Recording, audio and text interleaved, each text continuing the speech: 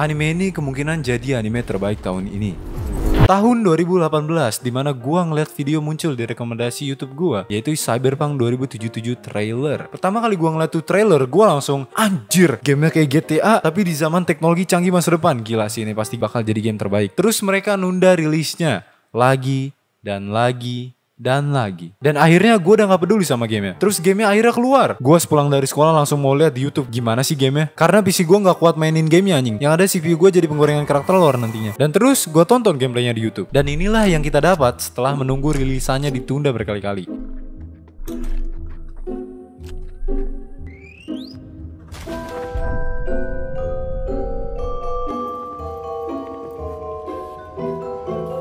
Yap, GTA San Andreas lebih bagus. Terus baru-baru ini muncul trailer animenya di rekomendasi gua. Gua langsung mikir, ya ilah mereka mau ngapain lagi sih? Netflix kagak pernah bener ngadaptasiin beginian anjing. Terus gua tonton trailernya dan holy shit.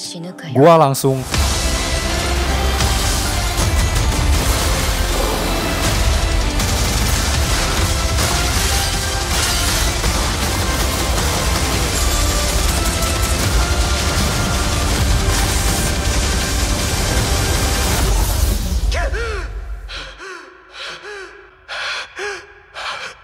dari trailernya lu udah bisa lihat nih anime bakal gimana. Lu bakal dapet full action, full adrenalin, darah tinggi berjalan di badan lu pas lu nonton anime anjing. Gak ada kata slow di anime ini. Lu dapet banyak banget intensitas dalam jangka pendek. Dengan ide dari gamenya, ini anime bertema di tempat bernama Night City. Dari gamenya aja gue bisa bilang Cyberpunk punya dunia yang menarik. Dengan lampu neon 10 ribuan di mana-mana, hologram, Lil Nas goyang TikTok, semuanya bercahaya di Night City. Lingkungannya punya vibes uniknya sendiri gitu. Anime ini dimulai dengan cerita yang kuat. Bocah bernama David tinggal di Night City dengan ekonomi yang tidak bercukupan. Tapi dia sekolah di tempat yang elit, yang dimana butuh duit banyak. Kenapa dia sekolah di tempat elit? Karena ibunya ingin anaknya sekolah di sana, biar jadi kalangan elit ke depannya lah gitu. Jadi ibunya kerja keras terus sebagai medis untuk membiayain David. Lalu di saat mereka pergi ke arah pulang, David dan ibunya kecelakaan.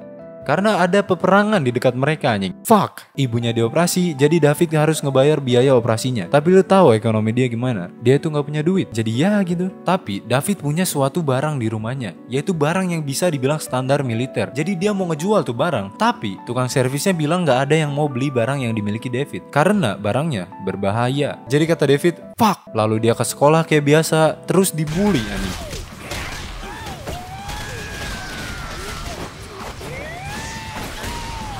Fuck. Lalu pulang-pulang David dapat kabar bahwa ibunya telah meninggal. David membawa debu ibunya ke rumahnya dan dia udah muak sama semua ini. Terus dia kayak, you know what? Anjing lu semua. Dia ngebawa barangnya terus dia ke tukang servis pas si kang servisnya lagi nge-sex di VR-nya anjing. Dan si kang servis ngomong, bro, udah gue bilang barang lu tuh gak ada yang mau beli. Si David langsung kayak, no, gue mau lu pasang ini benda ke badan gue. Dan begitulah ceritanya dimulai.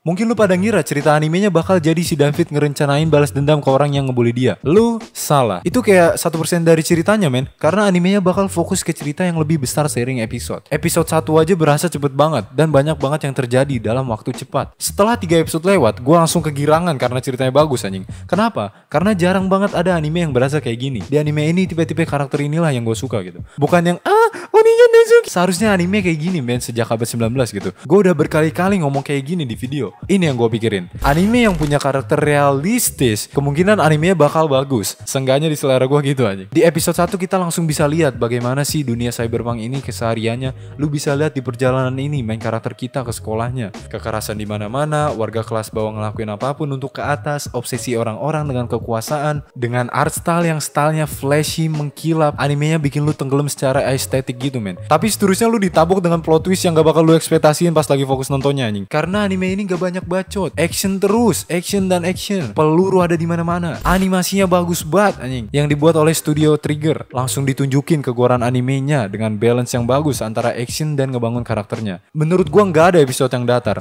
antara lu dapet action yang mantep atau cerita yang bikin lo tegang emosional anjing, atau keduanya. Klimaks anime ini gila-gila banget anjing, momen-momen tertingginya tuh tinggi banget gitu.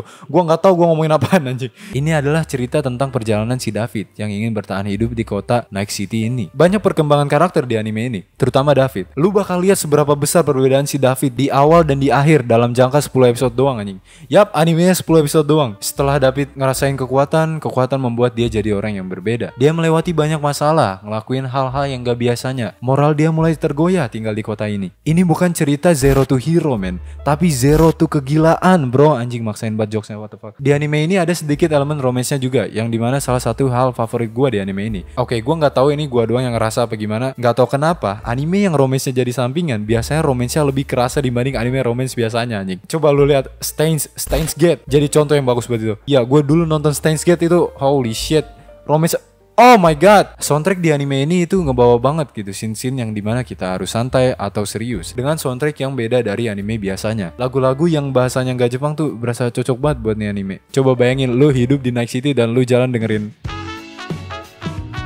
damn, autistic as fuck, goblok, artistik maksud gua, fuck. Ini anime jago banget bikin penontonnya tegang anjing. Animenya gak ngasih nafas, dari momen santai gitu kan, momen-momen random, tiba-tiba animenya serius. Dan holy shit, keren aja gitu man. Intens banget gitu animenya. Gak tau kenapa vibes animenya ngingetin gua sama anime Great Pretender man. Scene actionnya, momen-momen kalau lagi buru-buru, seluruh animenya pokoknya cepet banget. Gak ada momen yang kerasa slow di anime ini. Jadi lu gak bakal gampang bosen nontonnya. Tapi itu bisa jadi kekurangan juga, karena setelah gua selesai ini anime, gue ngerasa kayak, lah, udah habis. Itulah yang gue rasain dari anime ini. Berasa kayak 3 season anime dijadiin 10 episode gitu anjing. Gue kehabisan kata-kata buat ngerekomendasiin anime ini ke kalian. Jadi kalian mending nonton langsung aja anjir. Ini anime bukan anime yang mau lu lihat ceritanya di YouTube yang dirangkum atau apalah. Pengalaman yang paling seru yaitu enjoy nonton animenya langsung. Itulah kenapa gue bilang ini mungkin jadi anime terbaik di tahun ini. Oh shit. Gak tahu dah, ini ada yang ngeri-ngeri nih tahun ini. Gue baru nyadar sesuatu. Oh iya, animenya gak ada bugnya.